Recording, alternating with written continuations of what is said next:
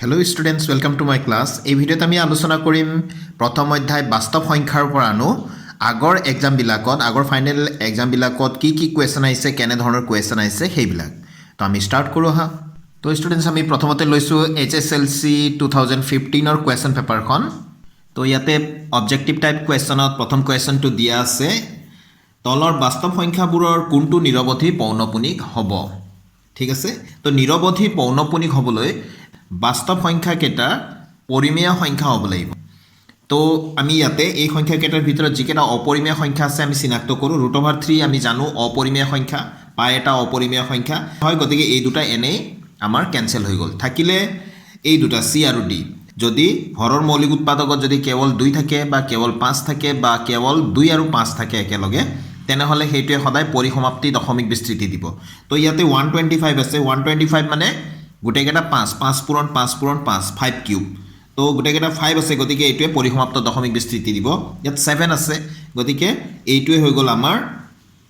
উত্তৰটো যিটোৰ নেকি দশমিক বিস্তৃতিটো কি হ'ব নিৰৱধি পৌনপুনিক হ'ব তো C টো হৈ গ'ল শুদ্ধ আনসাৰ তো নেক্সট কুৱেশ্যনটো আছে অবজেক্টিভ টাইপ কুৱেশ্যনতে শুদ্ধ উত্তৰটো বাছি উলিওৱা √7 এটা অখণ্ড সংখ্যা পৰিমেয় সংখ্যা মৌলিক সংখ্যা অপৰিমেয় সংখ্যা কোনটো শুদ্ধ হ'ব আমি জানো √7 মানে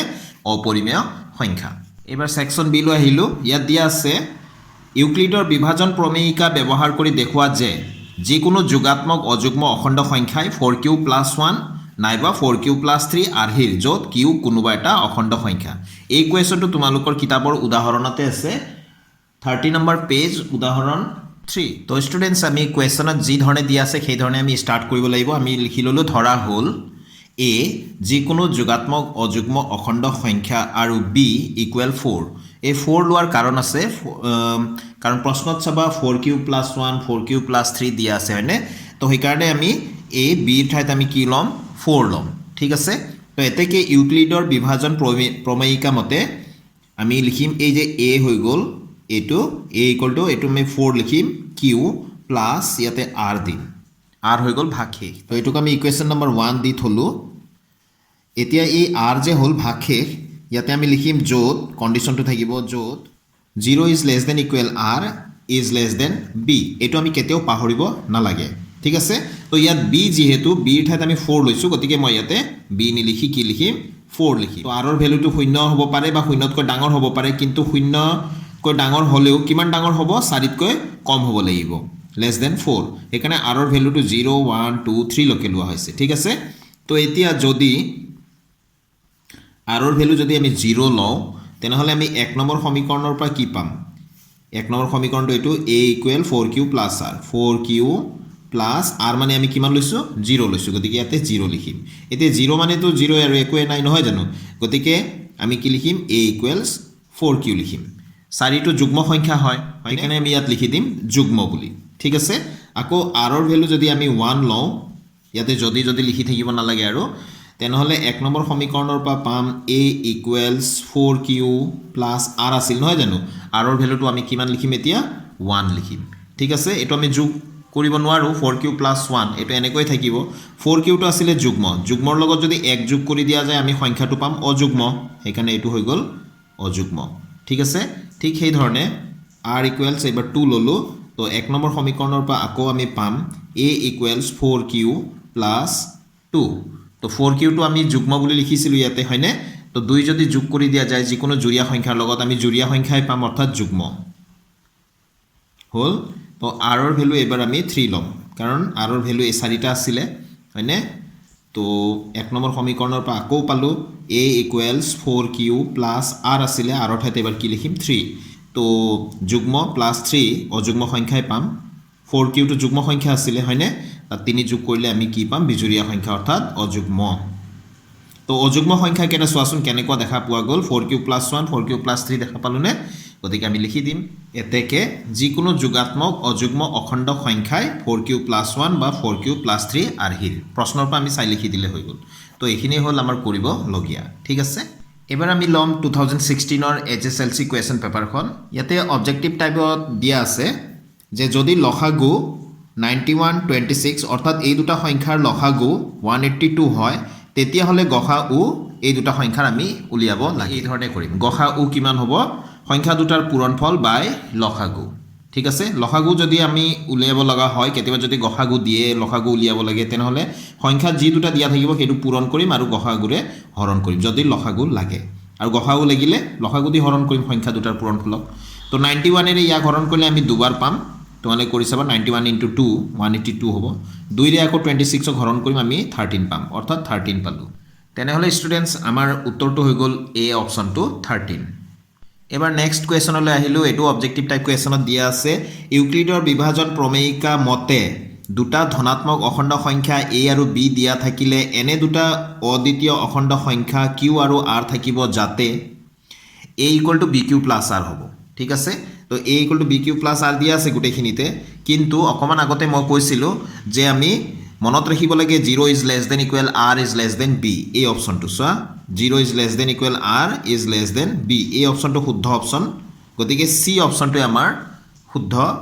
আনসাৰটো হ'ব ঠিক আছে সেকশন বি দিয়া আছে চোৱা প্ৰমাণ কৰা যে 3 + 2 √5 অপৰিমেয় 2 মাৰ্কছৰ কাৰণে দিয়া আছে ষ্টুডেন্টস আমি প্ৰথমতে এনেকৈ ষ্টাৰ্ট কৰিম ধৰা হ'ল 3 + 2 √5 পৰিমেয় আমাক অপৰিমেয় বুলি প্ৰমাণ কৰিব দিয়া আছিল আমি পৰিমেয় বুলি ধৰি আছো ঠিক আছে তেনেহ'লে যদি পৰিমেয় হয় আমি লিখিব পাৰিম এতেকে 3 + 2 √5 = a/b অৰ্থাৎ পৰিমেয় সংখ্যাবিলাকক আমি ভগ্নাংশ আকাৰত প্ৰকাশ কৰিব পাৰোঁ a/b যদি ধৰিছো ইয়াত a আৰু b টো আমি লিখিছো য'ত ab সহমৌলিক মানে আকৌ কি এজোৰ অখণ্ড সংখ্যা যিজোৰ সংখ্যাৰ কোনো সাধাৰণ উৎপাদক নাই ঠিক আছে সাধাৰণ উৎপাদক অৰ্থাৎ একেটা সংখ্যাৰে দুইটাকে যাতে আমি হৰণ কৰিব নোৱাৰো তো a আৰু b সহমৌলিক বুলি ধৰিলো আৰু b ≠ 0 অৰ্থাৎ হৰটো কেতিয়াও শূন্য হ'ব নোৱাৰে ঠিক আছে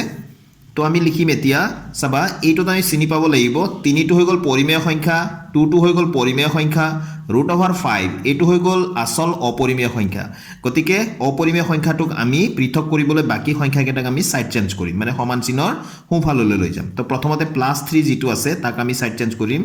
তো √5 লিখিলো a/b +3 টো ইফালে গ'লে -3 তো অকমান ইয়াতে আমি হিসাবটো কৰি লওঁ 2 √5 এ থাকিলে ইয়াতে আমাৰ লসাগু হৈ যাব b a নিজৰ লসাগু যেহেতু ওপৰত যি আছে ডাইৰেক্ট বহিব আৰু 3 আৰু লসাগুটো এটো গোটা সংখ্যা যেহেতু লসাগুক পূৰণ কৰিহে বহিব গতিকে 3b হৈ গ'ল ঠিক আছে এতিয়া 2 টোক আমি আতৰাম তো এতিয়া √5 লিখিলো 2 টো যেহেতু ইয়াত পূৰণ হৈ আছে ই হৰত গৈ পেলাই পূৰণ হ'ব 2 b হৈ গ'ল a - 3b ঠিক আছে তো ষ্টুডেন্টস ইয়াত আমি অকমান এই ধৰণে লিখিব লাগিব ভালকৈ লক্ষ্য কৰা ইয়াতে a আছে b আছে 2 আছে 3 আছে এইকেইটা সংখ্যা চোৱা এখানে ইয়াত লিখি দিছো ইয়াত a b 2 আৰু 3 আদি অখণ্ড সংখ্যা এতিয়া মন কৰিবলগীয়া কথা হ'ল অখণ্ড সংখ্যাৰ যোগ বিয়োগ পূৰণ হৰণত সদায় আমি পৰিমেয় সংখ্যা এটাই পাওঁ সেইকাৰণে লিখিছো গতিকে a - 3b/2b এটা পৰিমেয় সংখ্যা যদি এইকেইটা অখণ্ড সংখ্যা হয় এই সংখ্যাকেইটা তেনেহ'লে এইখিনিৰ পৰা আমি সদায় কি পাম পৰিমেয় সংখ্যাই পাওঁ যদি এইখিনি পৰিমেয় হয় এইখিনি সমান √5 আছে গতিকে এইটো যদি পৰিমেয় সংখ্যা হয় ইও পৰিমেয় সংখ্যা হ'ব লাগিব গতিকে আমি লিখিলো এতেকে √5 টো পৰিমেয় ঠিক আছে পৰিমেয় বুলি লিখিলো কিন্তু এইটো অসম্ভৱ কাৰণ আমি জানো যে √5 এটা অপৰিমেয় সংখ্যাহে হয় হয়নে সেইকাৰণে লিখিলো কাৰণ √5 এটা অপৰিমেয় সংখ্যা গতিকে এই ভুলকৈ ওলোৱাৰ কাৰণটো কি আমি যে ওপৰত পৰিমেয় বুলি ধৰি লৈছিলো হেতুৰ কাৰণে সেইকাৰণে আমি শেষত লিখি দিম এতেকে 3 + 2 √5 টো পৰিমেয় নহয় অপৰিমেয় সংখ্যা বা অপৰিমেয় বুলি লিখি থৈ দিলে হ'ব ইয়াত কমা এটা দিবা ঠিক আছে এবাৰ ষ্টুডেন্টস আমি 2017 ৰ কোৱেশ্চন পেপাৰখন লৈছো ষ্টুডেন্টস প্ৰথমতে অবজেক্টিভ টাইপ কোৱেশ্চনত দিয়া আছে যে আটাইতকৈ সৰু যিটো সংখ্যাৰে √27 ক পূৰণ কৰিলে এটা পৰিমেয় সংখ্যা পোৱা যাব সেই সংখ্যাটো হ'ল অপচন এ দিয়া আছে √27 বি দিয়া আছে 3 √3 সি দিয়া আছে √3 আৰু ডি অপচনটো দিয়া আছে 3 তো ষ্টুডেন্টস ইয়াতে চাব পাৰা যে √27 মানে আসলতে আমি 27ক মৌলিক উৎপাদকত যদি ভাঙো 3 * 3 * 3 কৰিব পাৰো গতিকে 3 আৰু 3 মিলি 3 স্কয়াৰ লিখিব পাৰো আৰু 3 স্কয়াৰ * 3 তাৰবাদে √27ক আমি এই ধৰণে ভাঙিব পাৰো তো যাৰ স্কয়াৰ আছে হি √over চিনৰ পৰা বাহিৰলৈ ওলাই আহিব মানে ইয়াৰ কাৰণে √over টো ক্যান্সেল হৈ যাব তো 3 √3 পাম তো √27 মানে আসলতে 3 √3 তো ইয়াৰ সৈতে আমি কি পূৰণ কৰিলে এটা পৰিমেয় সংখ্যা হ'ব এটোতে এটা অপৰিমেয় সংখ্যা হয়নে তো √over এই যেহেতু ইয়াতে 3 আছে গতিকে আন এটা √3 ৰে যদি পূৰণ কৰো তেনেহলে এটো হ'ব 3 * √3 √3 স্কয়াৰ হ'ব অৰ্থাৎ এটো কি হৈ যাব 3 হ'ব হয়নে অৰ্থাৎ 9 হ'ব 9 এটা পৰিমেয় সংখ্যা গতিকে এতেকে √27 ৰ লগত আমি কি পূৰণ কৰিব লাগিব √3 পূৰণ কৰিলে আমি কি পাম এটা তো ষ্টুডেন্টস আমাৰ ডি অপচনটো শুদ্ধ হ'ব আনটো কোৱেশ্চন দিছে চোৱাচোন 43/2⁴ ইনটু 5⁻³ বা 5 কিউব পৰিমেয় সংখ্যাটোৰ দশমিক প্ৰসাৰণৰ দশমিক স্থানৰ পৰিসমাপ্তি হোৱা স্থানৰ সংখ্যা হ'ল অপচন কেটা দিয়া আছে 3 4 1 5 কোৱেশ্চনটো বুজি পাইছানে তাৰ মানে এইটো এটা লবত আছে আৰু এইখিনি হৰত আছে হয়নে এইখিনি সংখ্যা কেটা আমি যদি পূৰণ কৰি দিও কিবা এটা সংখ্যা পাম এই যেটো সংখ্যা পাম হৰত সেই সংখ্যাটোৰে 43 হৰণ কৰিলে দশমিকৰ পিছত তাৰমানে কেইটা অংক থাকিব দশমিকৰ পিছত কেইটা অংক থাকিব হেতু হৈ গল এই প্ৰশ্নটোৰ অৰ্থটো গতিকে ইয়াতে চাবা হৰৰ মৌলিক উৎপাদকৰ যেটো পাৱাৰ হাইয়েস্ট থাকিব হেতু হ'ব উত্তৰটো এতিয়া 2⁴ 5⁻³ আছে তো হাইয়েস্ট পাৱাৰটো হৈ গল 4 গতিকে উত্তৰটো হৈ গল এই বি অপচনটো 4 মানে তো সেকশন বিত চ্যাপ্টাৰ 1 ৰ পৰা কোৱেশ্চনটো আহিছে ইউক্লিডৰ বিভাজন কলন বিধি ব্যৱহাৰ কৰি 210 আৰু 55 ৰ গসাউ উলিওৱা স্টুডেন্টস আমি ইয়াতে প্ৰথমে লিখি লম কোনটো ডাঙৰ কোনটো সৰু তো 210 ইজ গ্ৰেটাৰ দেন 55 তো এতিয়া আমি যেটো সৰু হয় হেতুৰে ডাঙৰটোক আমি হৰণ কৰিম তো ইয়াতে 210 ক আমি 55 এৰে হৰণ কৰিব লাগে তো আমি 55 এৰে 210 ক দিবলৈ হলে ম্যাক্সিমাম আমি 3 টাইমে দিব পাৰো তো 5 3 15 ৰ 5 সাতে গল 1 3 5 15 কে 16 চাৰিবাৰ দিলে বেছি হৈ যাব তোমালোকে চাবা কৰি তো 10 ৰ পৰা 5 গলে 5 ইয়াত থাকিলে 0 আকৌ 10 ৰ পৰা 6 গলে 4 হ'ব ঠিক আছে 210 equal to 55 into 3 plus 45 অর্থাৎ এটু ভাজ্য equal to ভাজক পূরণ ভাগফল যোগ ভাগশেষ এটু আমি জানুৱে গতিকে সেই হিচাপে আমি লিখি ললো এতিয়া যেটো ভাগশেষ আছে এই ভাগশেষটোৰে আকৌ যেটোৰে হৰণ কৰিছিল তাক আমি হৰণ কৰিম ঠিক আছে তো 45 এৰে এবাৰ আমি হৰণ কৰিম 55 ক ভাগশেষটোৰে যেটোৰে হৰণ কৰিছিল তাক হৰণ কৰিম তো 45 ওয়ান যা কিমান হ'ব এটো আকৌ 45 দুবাৰ তো আমি দিবই নোৱাৰিম নহয় জানো বেছি হৈ যাব তো 5 ৰ পৰা 5 গল 0 5 ৰ পৰা 4 গল 1 তো আমি 10 পালো তো আমি আকৌ লিখি দিলো 55 equal to 45 into 1 plus 10 ভাজ্য সমান ভাজক পূৰণ ভাগফল যোগ ভাগশেষ তো এবাৰ আমি ভাগশেষ আমাৰ 10 থাকিলে 10 এৰে আমি 45 ক হৰণ কৰিম তো 10 45 ক হৰণ কৰিলো তো 4 10 গুণ 40 এটো হৈ গল আমাৰ ভাগশেষ থাকিলে এবাৰ 5 ঠিক আছে তো আমি আগৰ দৰে লিখি দিলো ভাজ্য সমান ভাজক পূৰণ ভাগফল যোগ ভাগশেষ 45 equal to 10 into 4 plus 5 এবাৰ আমি ভাগশেষ 5 এৰে আগৰ যেটো আছিল ভাজক তাক আমি হৰণ কৰিম তো 5 এৰে আমি 10 ক হৰণ কৰিলে তো অতি সহজতে 5 দুগুণ 10 আমি পাই গলো ভাগশেষ কিমান পালো 0 পালো তো আমি লিখি দিলো 10 equal to 5 into 10 plus 0 যেহেতু ভাগশেষ 0 তো একেবাৰে শেষৰ যেটো ভাজক আছিল এইটো হৈ গল আমাৰ আনসাৰটো তো আমি শেষত লিখি দিলো গসাউ 210,55 অৰ্থাৎ 210 আৰু 55 ৰ গসাউ আমি কিমান পালো 5 পালো এইটো হৈ গল আমাৰ আনসাৰটো এই পদ্ধতিৰে কৰা নিয়মটোকে ইউক্লিডৰ কলন বিধি ব্যৱহাৰ কৰি গসাউ উলিওৱা বুলি কোৱা যায় এবাৰ স্টুডেন্টস আমি লৈছো 2018 ৰ HSLC পেপাৰখন ইয়াত প্ৰথম অবজেক্টিভ টাইপ কোৱেশ্চনত দিয়া আছে পৰিমেয় সংখ্যা 14,588/625 ৰ দশমিক প্ৰসাৰণ তলৰ কোনটো দশমিক স্থানৰ পিছত শেষ হ'ব এই কোৱেশ্চনটো এক্স্যাক্টলি সেম 2017 ৰ যেটো কোৱেশ্চন নম্বৰ 1 টো আমি ডিসকাস কৰিলো তেনেকুৱাই কিন্তু ইয়াত তাতে ভাঙি দিয়া আছিল মৌলিক উৎপাদকত ইয়াত কিন্তু 625 দিয়া আছে হৰত গতিকে দুইটাৰ প্ৰশ্নটোৰ মিনিং একেই তো দশমিকৰ পিছত আসলতে কেইটা অংক থাকিব হেতুৱে তো আমি ইয়াৰে যেহেতু মৌলিক উৎপাদকত ভাঙি দিয়া নাই 625 ক আমি মৌলিক উৎপাদকত ভাঙি লব লাগিব 625 মানে 25 into 25 25 গুণ 625 হয়নে তো মই সৰু সৰু কৈ ভাঙি দেখাই দিছো 25 মানে আকৌ 5 স্কয়াৰ 5 গুণ 25 আকৌ 25 মানে 5 স্কয়াৰ অৰ্থাৎ 5 to the power 4 হয় মানে 5 4টা পূৰণ কৰিলে 625 পাও তো আমি হৰত কি পালো হৰত আছিল 625 ইয়াত আছিল 14,588/625 হয়নে তো আমি হৰত পালো আসলতে 5 to the power 4 এই হাইয়েস্ট যেটো পাৱাৰ থাকিব এই পাৱাৰটো হৈ গল আনসাৰ ইয়াতে কিমান আছে 4 আমাৰ আনসাৰ হৈ গল 4 অপচনটো আছিল সি অপচন 2 নম্বৰ কোৱেশ্চনটো দিয়া আছে সোৱা তলৰ কোনটো পৰিমেয় সংখ্যা তো এতিয়া ইয়াতে a b c d দিয়া আছে একেটাৰ ভিতৰত আমি উলিয়াব লাগে পৰিমেয় সংখ্যাটো তো √2/√3 √2 এটা অপৰিমেয় সংখ্যা বাই √3 এটা √3 টো এটা অপৰিমেয় সংখ্যা দুইটা কোনো ধৰণে ক্যান্সেল নহয় গতিকে √2/√3 থাকিব গতিকে এটো এটা অপৰিমেয় সংখ্যা হৈ থাকিব গতিকে এইটো অপশ্যনটো আমাৰ নহয় তো √2 আৰু পাই √2 আৰু পাই দুয়োটাই অপৰিমেয় সংখ্যা আৰু কেনসেল হোৱাৰো চান্স নাই গতিকে এইটো অপৰিমেয় সংখ্যা ঠিক সেইধৰণে চি √5/√6 এইটো এটা অপৰিমেয় সংখ্যা এতিয়া শেষৰ অপশ্যন চোৱাচোন √3/√27 অকমান আগতে মই দেখাই দিছিলোঁ √27 মানে 3√3 হয় তো √3 তলৰ √3 টো কেনসেল হৈ যায় থাকি যাব ইয়াতে 1/√3 গতিকে এই অপশ্যনটো আমাৰ শুদ্ধ ই কি হৈ যাব √3/√27 টো শেষত আমি পাম পৰিমেয় সংখ্যা ঠিক আছে তো ডি অপশ্যনটো আমাৰ শুদ্ধ অপশ্যন তো সেকশন বি দিয়া আছে প্ৰমাণ কৰা যে 3√2 অপৰিমেয় মাৰ্কস আছে 2 মাৰ্কসৰ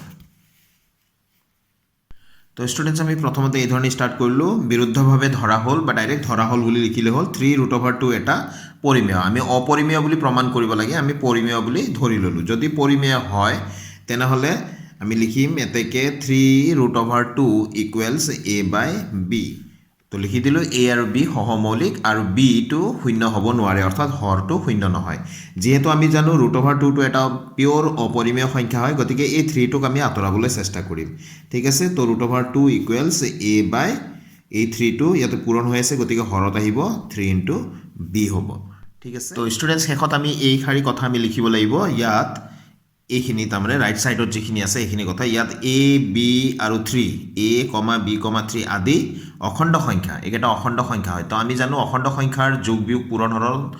কৰিলে আমি সদায় পৰিমেয় সংখ্যা পাওঁ সেইকাৰণে লিখিছো যদি এটা অখণ্ড সংখ্যা হয় তেনেহলে a/3b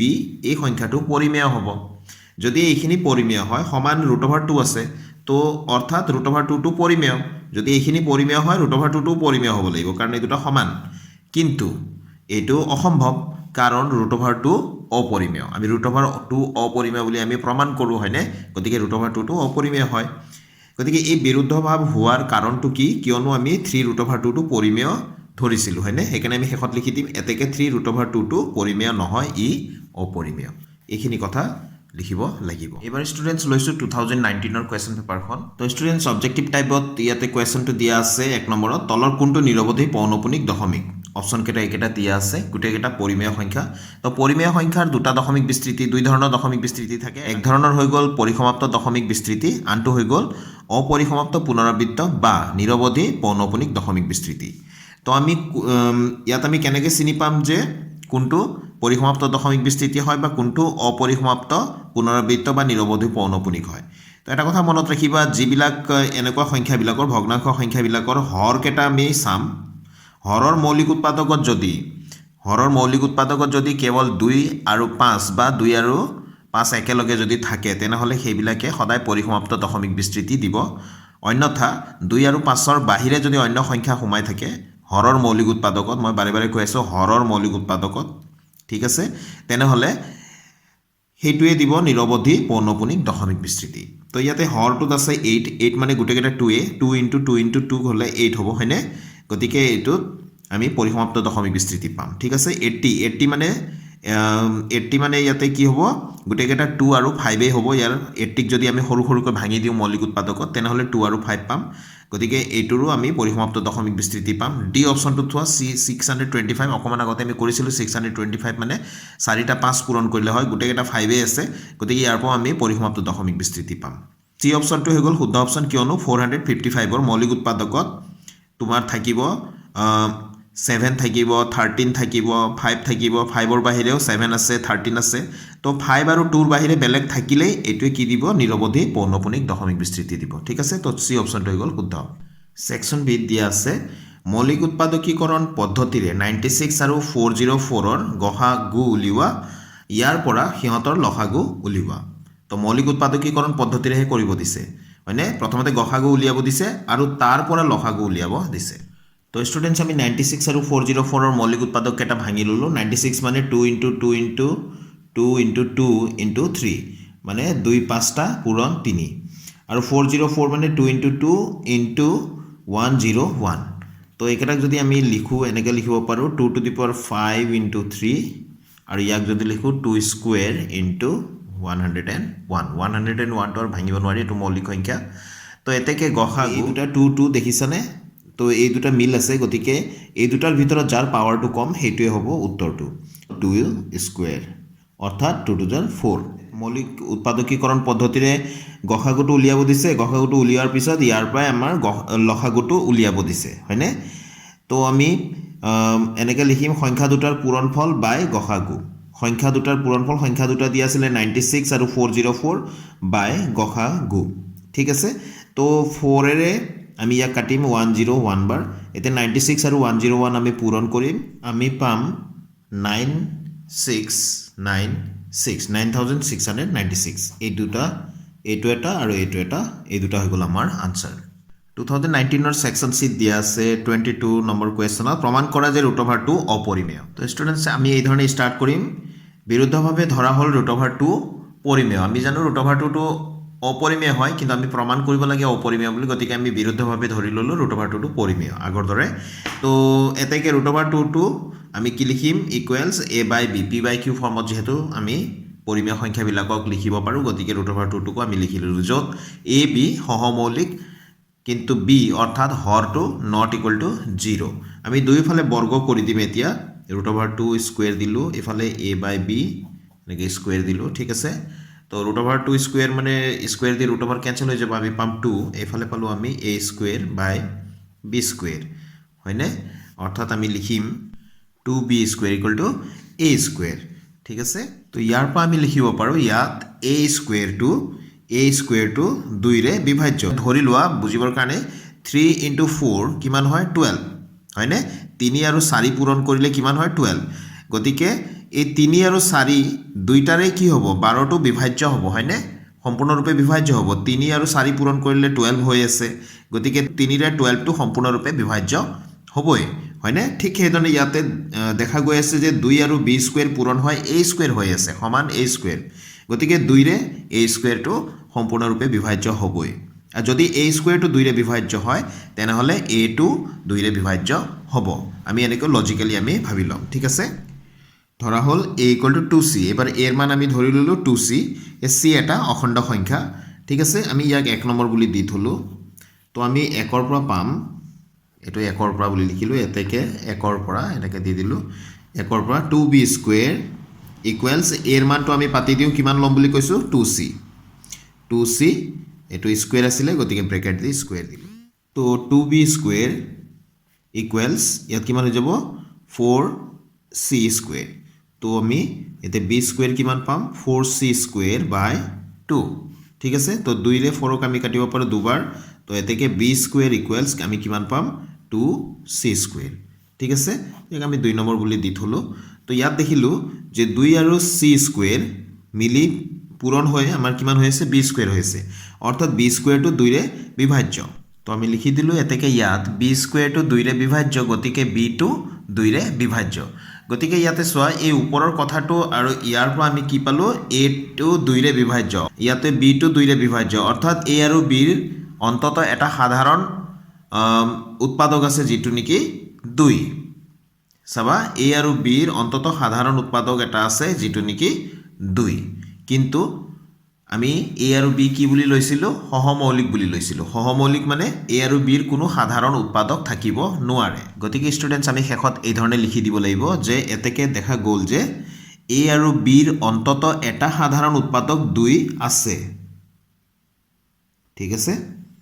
এটা সাধাৰণ উৎপাদক 2 আছে যেটোৰে দুইটাকে আমি হৰণ কৰিব পাৰো যেটো অসম্ভৱ কাৰণ a আৰু b সহমৌলিক তো এতেকে √2 টো পৰিমেয় নহয় অপৰিমেয় সংখ্যা এই ধৰণে আমি শেষ কৰিব লাগিব যিকোনো √3 হৈ গল √5 √7 √11 যিয়ে নিদিয়ক এই ধৰণে আমি কৰিব লাগিব এবাৰ স্টুডেন্টস আমি 2020 ৰ কোৱেশ্চন পেপাৰখন লৈছো ইয়াত প্ৰথম কোৱেশ্চনটো দিয়া আছে তলৰ কোনটো সংখ্যা অপৰিমেয় এ অপচনটো দিয়া আছে 142857 142857 142857 b দিয়া আছে 22/7 c দিয়া আছে পাই d দিয়া আছে √4/11 এতিয়া কোনটো সংখ্যা অপৰিমেয় বুলি কলে পাইটোই হৈ গল আমাৰ উত্তৰটো ঠিক আছে ইয়াতো 142857 142857 142857 সংখ্যাবিলাক হৈ আছে অপৰিসমাপ্ত হয় ডট ডট দিয়া আছে কিন্তু পুনৰাবৃত্ত হৈ আছে গতিকে এটো পৰিমেয় সংখ্যা 22/7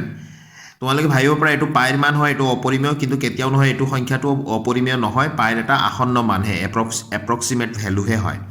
ঠিক আছে তো এটো এটা পৰিমেয় সংখ্যা হয় পাই টু হে অপৰিমেয় সংখ্যা দ্য ৰুট অভাৰ 4 মানে তো 2 হয় নহয় 4 মানে 2 স্কুৱেৰ থাকিলে ৰুট অভাৰটো কেঞ্চেল হৈ যাব গতিকে 2 পাম 2/11 পাম গতিকে এইটো এটা পৰিমেয় সংখ্যা গতিকে চি অপশ্যনটো আমাৰ শুদ্ধ অপশ্যন এবাৰ ষ্টুডেণ্টছ আমি ছেকশ্যন চি লৈছোঁ ইয়াতে দিয়া আছে